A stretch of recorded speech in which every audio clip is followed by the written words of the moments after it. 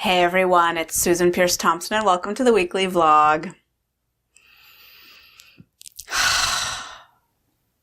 It's August 8th, and if you know me well, you know that two of my biggest anniversaries come in August. One just happened and one's tomorrow.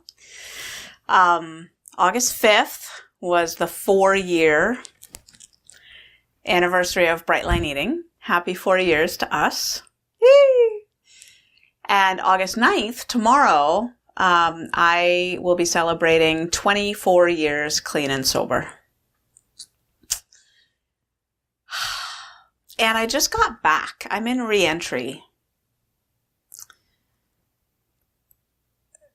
Probably the most profound re-entry I've ever been in. I just got back from spending 10 days in an intentional community in Oregon, a conscious community of 135 people who have come together as an experiment in new human relating so that people can relate to each other, and the individual can relate to the community, and the community can relate to the earth in a different way, a profoundly different way. And I feel altered from having spent those 10 days there. I feel so altered that I don't even know what to say about how altered I feel. I feel like every breath that I take has a different feeling to it. I feel like every step that I take, I'm considering. I feel like I've been taken off autopilot and put on manual mode. So like, for example, if you only drive a stick shift or only drive an automatic and you suddenly got put into a stick shift, suddenly driving would be intentional in a whole new way. I feel like that kind of, except sort of with the opposite flavor. Like that would have sort of a panicked, like intense mode, and this is more of a easy, flowy kind of feeling. I feel very calm. I feel very zen.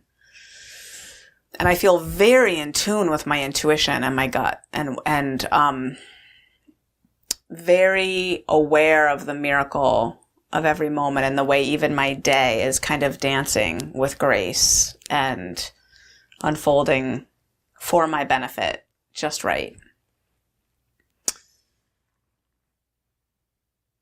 And what we did there that has put me into this altered state is we stayed present to each other. We made eye contact. And each hug was deep and full-bodied and lasted for several breaths that we intuitively synced up with each other. And there was always someone to check in. How are you? And then we got together in this dome, this big dome that people created in the emerald forest of the wilderness of Oregon, where 135 people could sit in a circle together. And we did group process work. Like we mingled and found someone that we hadn't unsaid with, maybe something that we hadn't told them, or we mingled and found someone and shared the story that we'd made up in our heads about them, and shared how that our evidence for that story and the benefit to us in keeping that story, and our fear of letting go of that story. And we processed childhood dreams. I had a very profound experience acting out this childhood nightmare that I had experienced over and over and over and over again as a kid. This nightmare was relentless. I was not a kid with a lot of nightmares, but this nightmare I had all the time. And in this nightmare, a white stallion was going through the neighborhood, and we were all terrified because what the stallion would do is trample down the front door and then kill everyone inside. And we were all huddled and whispered and horrified because you never know if your house was next that night. And in the dream, my mom and I lived alone with my mom at the time, and my mom and I were so afraid. And then the night came and the horse trampled down our door. And my mom and I were huddled in the stairwell together. And at the crucial moment where the horse was reared up, I ducked behind my mom and she got killed. And then the dream ended, always. And I got to act that out with somebody, playing the different roles. And as they played my mom slain in front of me, I got to experience losing my mom like that. And when we processed it in the big circle, the facilitator said, those dreams, nightmares, especially on a global scale like that, notice that the stallion was white, they said. And an active annihilator. And going door to door and covering the neighborhood. They said, what are you annihilating in your life? What big global vision do you have? And where are you taking action on a massive scale to stamp out what needs to be stamped out? And I said, well, actually, it was so neat to repurpose that dream in that way that I get to be the white stallion now. Anyway, I came home to my sweet husband, and my kids are off at sleepaway camp, so I got to just have a much more gentle reentry than I would have if the whole family had been here. I'm really looking forward to seeing them, though. And then today, on my reentry day, I had a Bright Lifers coaching call, and I got to spend a little over 2 hours with my Bright Lifers tribe, and I got to feel the love and the presence that we have together here in Bright Line Eating. And with my husband, I got to feel it too. I was afraid that my altered state would clash horribly with my life back home. And actually, it's pretty easy to live my life back home in this new way, seeking the deep connection and being really lovey.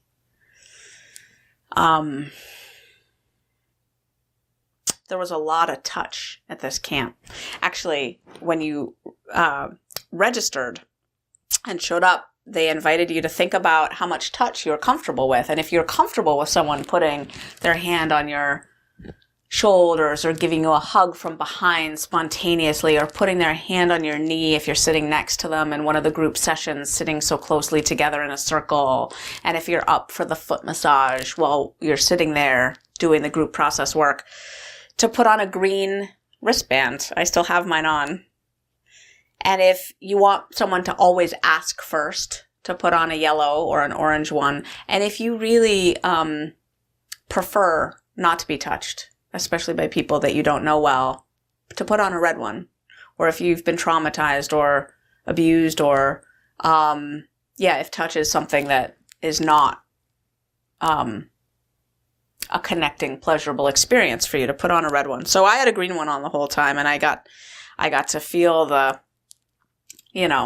calf and foot massages while we were sitting in the circle, and like I said, all those big, deep hugs. And so I brought those home. And David, last night, as we were doing our nightly connection ritual, appreciated how lovey-dovey I've been since I got home.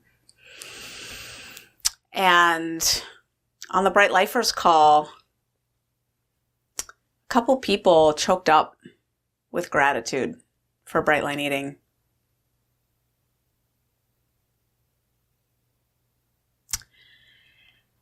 And I'll tell you, it's not the food plan that's choking them up.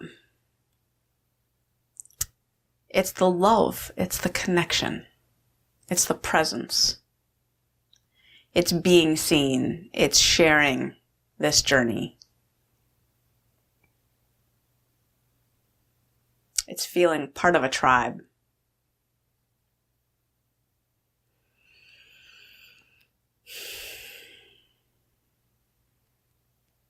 And not that long ago, at the 3rd annual Bright Line Eating family reunion that we did in San Diego, I did hours of meet and greets. I was in like a receiving line, and people stood in line and came up to me, and everyone got 1 minute.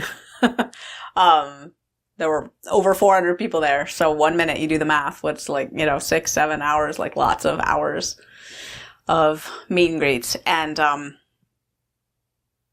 people often collapsed in sobs in my arms and just shared so much gratitude. And it's our community that does that.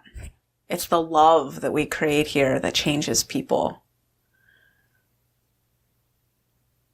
And so many people write in and say that their families, their kids, their spouses are grateful for Bright Line Eating because they see the change. They see how much more present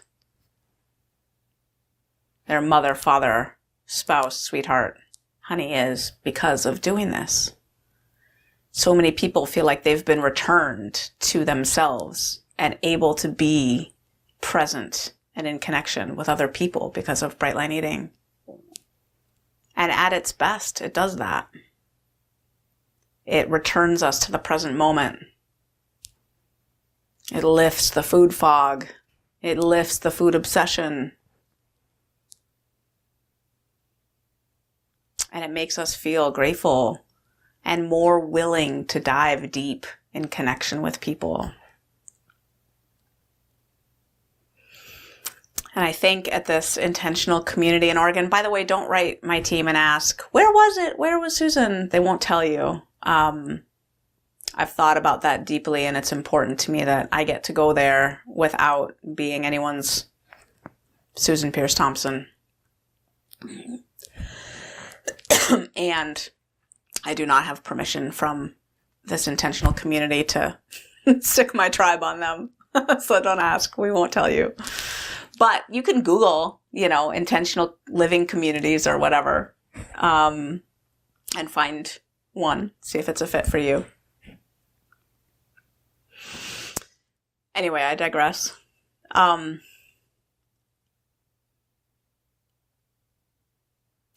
coming home and seeing the parallels from where I've been to what we're already doing here at Bright Line Eating. And I'm clear as clear can be, and David and I are clear as clear can be, that what we're creating here in Bright Line Eating is not a way of eating. It's not a way of losing weight. It's a community. That is the value in what Bright Line Eating is, what it brings. It's a community.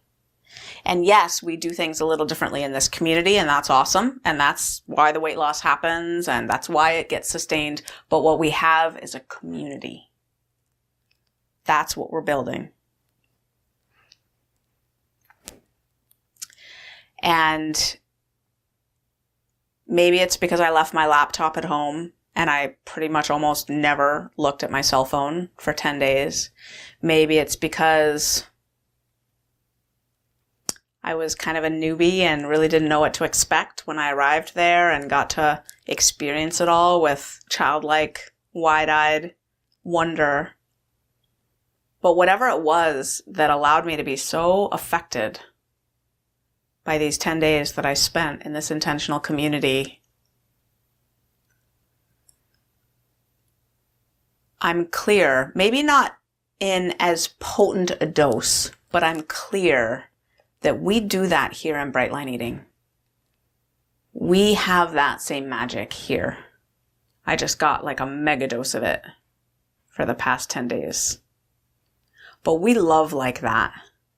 And we're present for each other like that. We show up for each other like that. And we allow that kind of radical authenticity I was allowed to be myself there like I've never experienced. I let myself be me here too, but not to the same degree. I'm aware of the variety of beliefs and needs and whatever, right? I don't bring it all the way. And that's fine. But there's something about getting to be fully yourself. Just bringing it. That's so freeing. And we do that for people in Bright Line Eating, especially around the food and the weight shame. You get to say things here that you just wouldn't in other places. And we have a stance of radical allowing. People just are where they are. So happy anniversaries. Happy 4 years, Bright Line Eating. You're a beautiful thing. You've changed a lot of lives. May there be more. Many, many more. Happy 24 years of sobriety. To Susan Pierce Thompson. And happy right now to all of us. I love you. I'll see you next week.